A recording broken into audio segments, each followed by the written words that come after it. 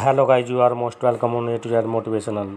आज की वीडियो में हम आपको बताएंगे आखिर किस कर्म के आधार पर मिलता है स्त्री का जन्म, क्या कहते हैं इसके बारे में शास्त्र और श्री कृष्ण जी। जानिए सब कुछ इस वीडियो में।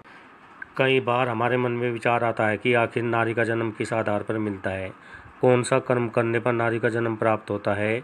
तो आइए इस बारे में हम आज की वीडियो में बातें करेंगे। शास्त्रों के अनुसार आत्मा का कोई जेंडर नहीं होता।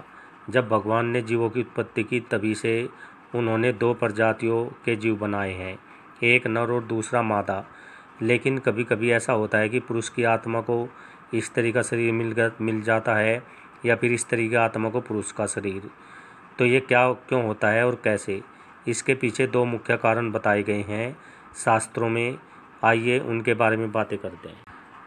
आखिर किस कर्म के कारण मिलता है स्त्री का जन्म। इसमें पहला कारण है, यह बताते हैं कि व्यक्ति जैसा अपना स्वभाव बनाता है उसके अनुरूप उसे जीवन मिलता है। जैसे कि आपने अपना स्वभाव पशुओं जैसा बना लिया, जो काम पशु कर रहे हैं वही आप करते हैं, वही जो पशु खा रहा है वही हम सेवन कर रहे हैं, तो निश्चित रूप से हमारा जन्म पशु का ही होगा।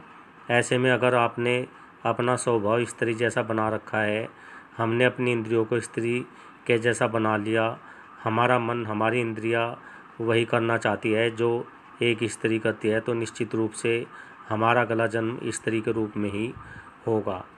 दूसरा कारण आपको बता दें कि मृत्यु के समय मनुष्य की आसक्ति जिस ओर होती है उसका जन्म उसी आसक्ति के आधार पर होता है। मान लीजिए अगर हम मृत्यु के समय स्त्री को याद करते करते प्राण त्याग देते हैं तो हमारा गला जन्म स्त्री के रूप में ही होगा। मृत्यु के समय सोची गई बात अगले जन्म के विषय में सबसे महत्वपूर्ण है। ऐसे में हम जिन आसक्तियों को लेकर हमारे प्राण त्याग देते हैं, अगले जन्म में उन्हीं आसक्तियों को भोगने के लिए आते हैं, चाहे शरीर वो किसी का भी हो।